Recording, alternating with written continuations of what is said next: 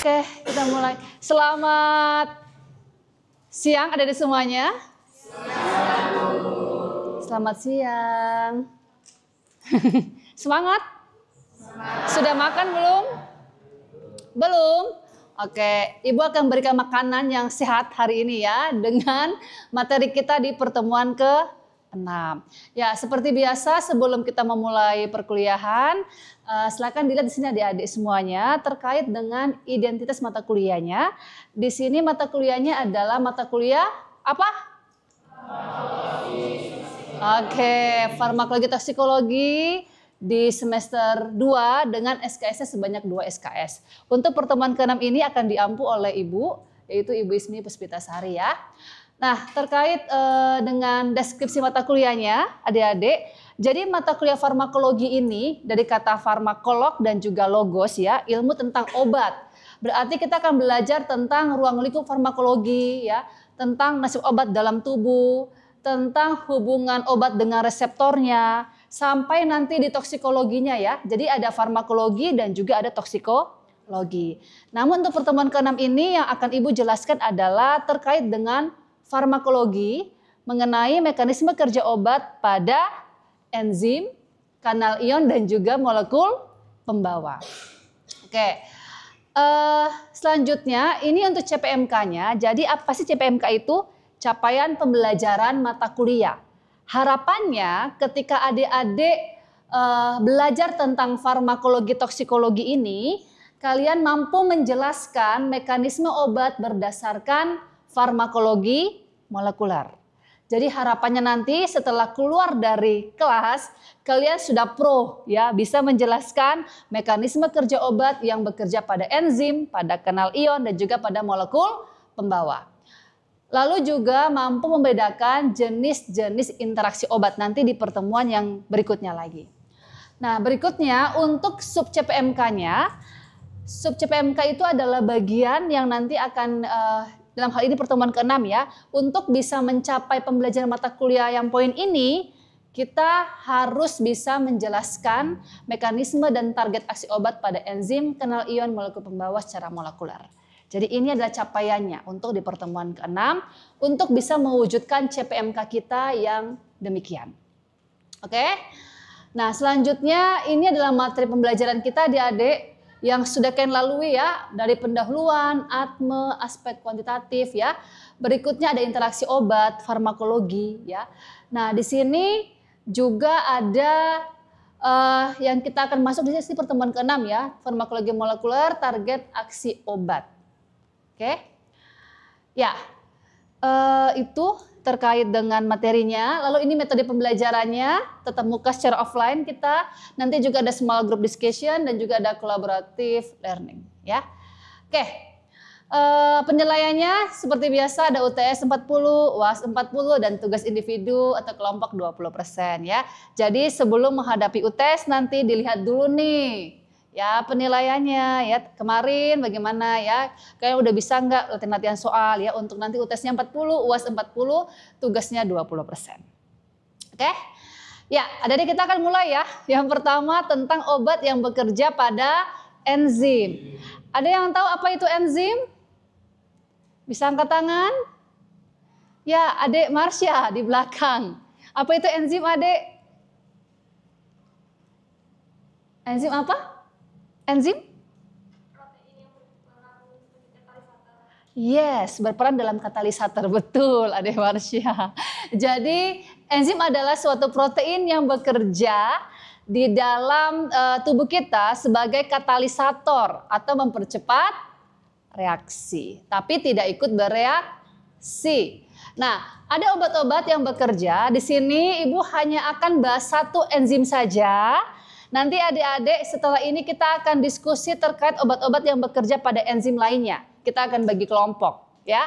Tapi untuk yang ini obat yang bekerja pada enzim siklooksiggenase. Oke. Ya. Kalau kita bahas obat yang bekerja pada enzim siklooksiggenase, kalian lihat di sini bagannya, semoga masih tidak asing dengan gambar ini adik-adik. Adakah di situ yang kalian temukan nama obat? Ada. Obat apa, Dek? Yes, NSAID. Contoh obatnya apa? Asam mefenamat, betul sekali. Ada lagi yang ketemu obat lain di situ selain NSAID, golongan yang lain? Kortikosteroid, Gu. Contoh obatnya apa, Dek? Ya, metilprednisolon, dexamethasone. Pintar-pintar ya kelas ini ya, luar biasa. Ya. Jadi di sini ada dilihat ya, bahwa untuk obat yang bekerja pada enzim siklooksigenase, tapi nanti di bagian ini adik-adik kita akan temukan enzim lainnya selain siklooksigenase.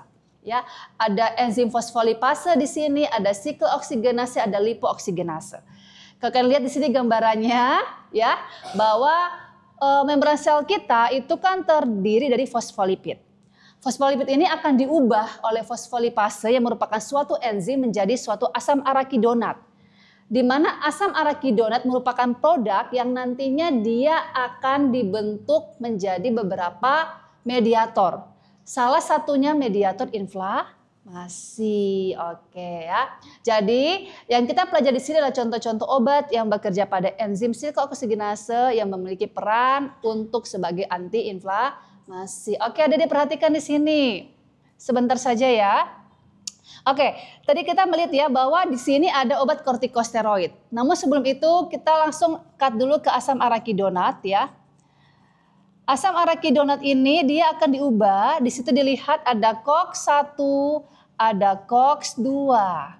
Ya. Jadi siklooksigenase itu ada dua adik-adik. Siklooksigenase 1 dan siklooksigenase 2. Kalau 1 itu dia bekerja atau sudah ada dalam tubuh kita secara esensial. Sejak lahir sudah ada. Ya. Tapi kalau COX-2 itu hanya muncul pada saat kita terjadi inflamasi. Jadi ketika terjatuh, COX-2 yang mulai aktif. Tapi ketika kita nggak masalah, nggak ada apa-apa, dia tidak aktif. Ya. Nah, di sini asam arakidonat akan diubah menjadi COX-1 dan COX-2. Kalau menjadi COX-1, dia akan menjadi beberapa mediator seperti prostasiklin.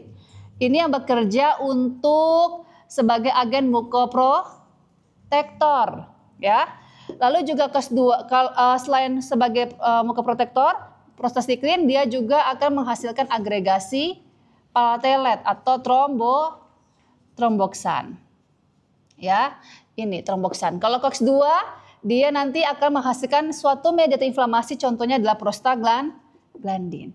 Nah, menurut Adik, kalau sebagai obat anti nyeri, harusnya dia menghambatnya siapa? COX-1 atau COX-2?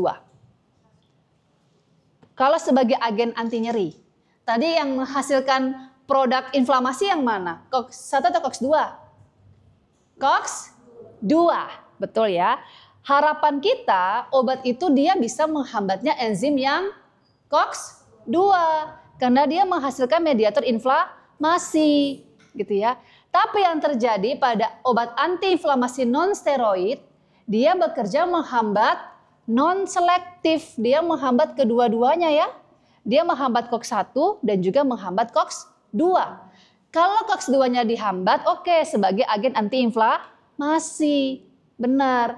Masalahnya dia juga menghambat COX-1, Dek. Padahal COX-1 perannya apa tadi? Melindungi mukosa lambung. Sebagai agregasi platelet. Artinya kalau COX-1 juga dihambat, mukoprotektornya semakin kurang apa semakin banyak? Kurang, betul. Sehingga apa yang terjadi efek sampingnya? Gangguan saluran cerna. Jadi contohnya kayak asam mefenamat tadi, natriumbiklofenak, itu kan harus sesudah makan diminum ya. Supaya efek samping ke saluran cerna nggak kena atau minim. Agar bisa meminimalisir ini. Kayak gitu ya. Nah, banyak sekali ada di obat-obatnya yang bekerja pada enzim. Nanti silakan kita diskusikan bersama. Oke. Ibu lanjut aja ke kanal ion. Oke, sebelum ke kanal ion, untuk enzim ada pertanyaan dulu. Sudah jelas? Oke, kita feedback ya. Tadi obat yang bekerja pada enzim siklooksigenase, contohnya obat apa? NSAID. Oke, contohnya? Asam mefenamat. Dia bekerja menghambat enzim apa? Siklooksigenase. Satu atau dua? Atau dua-duanya? Dua-duanya non-selektif ya. Sehingga bisa menghambat nyeri tapi juga efek sampingnya ke arah pencernaan. Oke, sekarang kita ke kanal ion. Dek, yang di kanal ion, siapa yang tinggal di Wonogiri?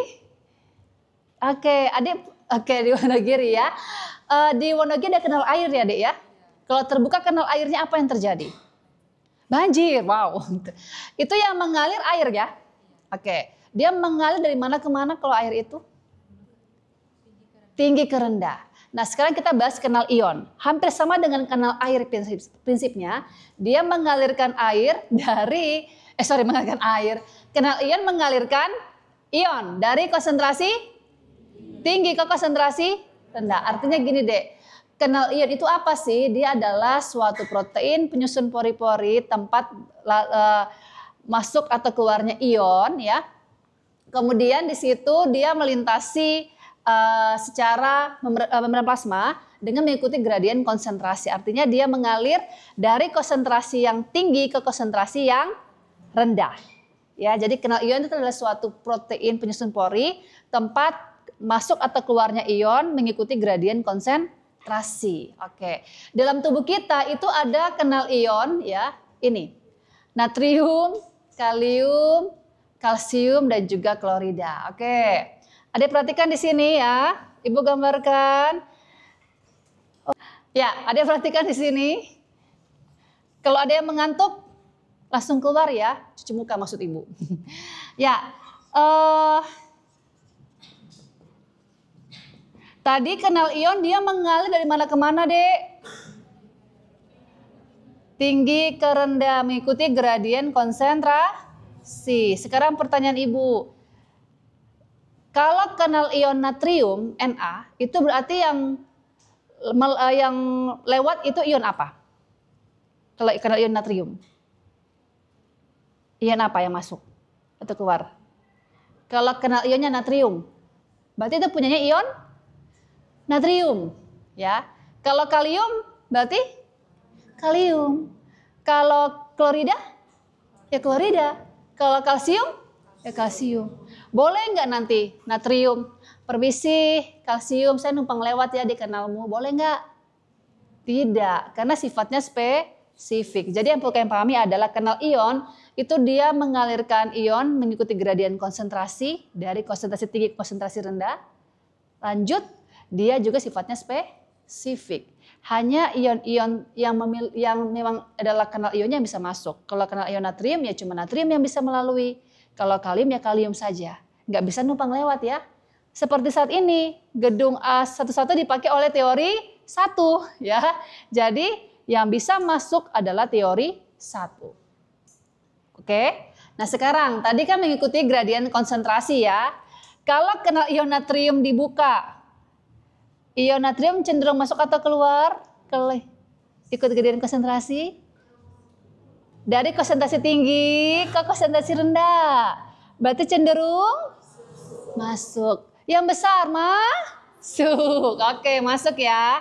Kalau kanal ion kalium dia cenderung keluar ya. Kenapa keluar? Lihat di sini gambar ibu, natriumnya besar di mana? Di luar, di dalamnya kecil. Artinya konsentrasi di luar lebih besar dibandingkan di dalam. Akan dia mengalir dari konsentrasi tinggi ke konsentrasi yang rendah, cenderung masuk. Begitupun kalium ya. Cenderung besar di mana kaliumnya? Dalam. Di luar sedikit kan? Dia cenderung keluar. Untuk kalsium dan klorida gimana? Sama, artinya dia akan lihat yang kalau kalsium itu kan muatannya positif. Dia akan lihat di mana suasana positif paling banyak. Di situ ya. Begitupun yang negatif klorida dia akan lihat mana yang lebih negatif. Oke, bisa dipahami ya. Oke. Setelah itu ada diperhatikan untuk muatan positif ya. Kita akan langsung masuk ke kasusnya saja. Contoh obat-obat yang bekerja pada kanal ion natrium. Sebentar ya. Oke. Dek,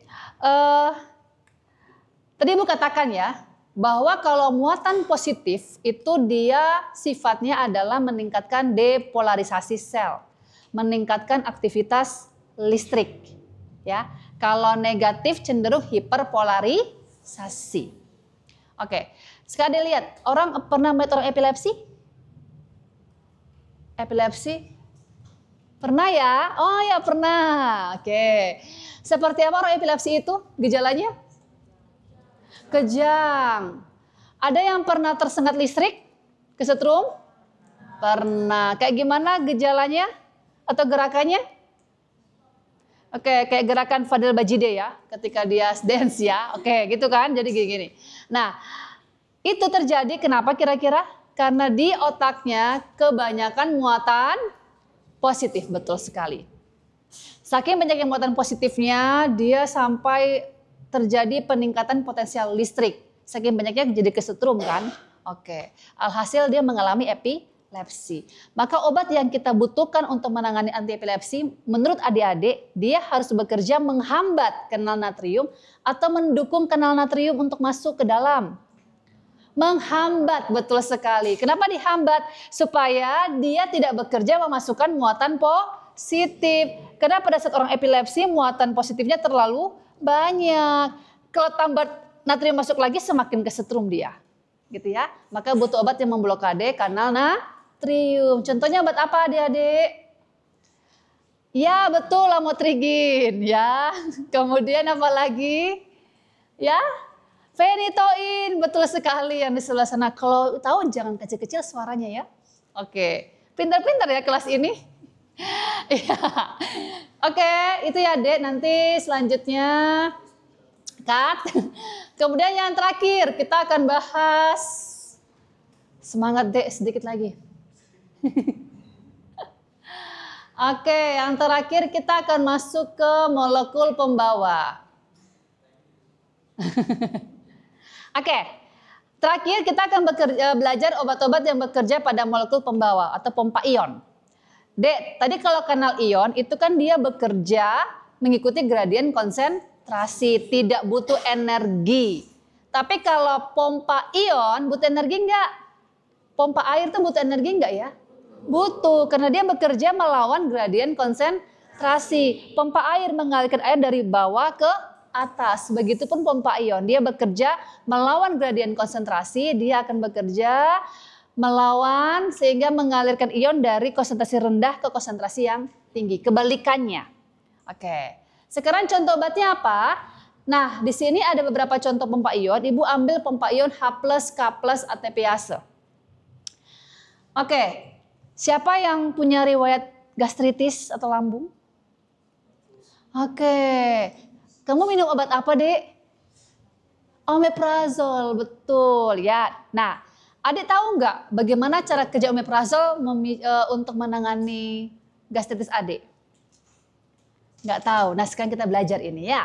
Jadi kalian tidak hanya harus tahu ya. Jadi sekarang kalau minum obat direnungkan. Obat ini nanti kalau masuk ke dalam tubuh saya jadi apa ya? Bekerja di mana ya dia? Gitu ya. Jadi apa nanti efeknya ya? Gitu ya. Nah, contohnya omeprazol di sini. Nah, omeprazol itu dia bekerja bagaimana? Dia bekerja pada pompa H+, K+, ATPase. Ringkasnya gini, Dek. Asam lambung tuh sering disimbolkan dengan apa? Asam lambung. Ibu ke sebelah sini ya. Asam lambung itu apa simbolnya? HCl. Oke, HCl ya. HCl. Nah, sekarang ada lihat di situ dia pompa H+, K+, ATPase. Orang kalau gastritis itu asam lambung HCl-nya itu banyak apa? Rendah. Banyak. Ya. Sehingga efeknya adalah gastritis. Nah, kita butuh obat yang bisa bekerja mengurangi produksi asam lambung. Contohnya omeprazol, dia bekerja itu menghambat ya H+, K+, ATPase. Ada ase di belakangnya. Jadi ada ini ya, ada semacam enzim di sini ya. Nah, H+, K+, artinya apa? Ada pertukaran ion antara H+ dengan ion K+. Kalau di sini ada, kalau semakin banyak HCl-nya akan memicu kondisi gastritis atau tukak ya, Dek. Kita butuh obat untuk bekerja mengurangi ini. Caranya gimana? Dengan menghambat H+, K+. Supaya apa? H ini nanti digantikan dengan K+. Yang terbentuk bukan HCl tapi KCl, gitu ya. Sehingga dia mengurangi produksi asam lambung, ya. Jadi itu, Dek, ringkasnya. Oke? Dapat dipahami? Jadi farmakologi itu menyenangkan tidak? Yes, menyenangkan sekali. Semester 2 ya, jangan kalian tidak merasa sedih kan masuk di farmasi kan? Tidak ya, tidak. Oh, bagus sekali, sangat-sangat bahagia ya. Masuk di farmasi ya, ketemu farmakologi ternyata menyenangkan ya Bu. Iya, menyenangkan sekali. Oke, sudah dapat banyak obat ya hari ini ya. Dari anti epilepsi, obat gula, dan sampai nanti di obat lambung. Oke, itu saja adik-adik untuk hari ini. Namun, sampai sini ada yang mau bertanya dulu? Ya? Silakan tanya. Dek bilang, Bu bisa diulang gak yang tadi penjelasan omeprazol?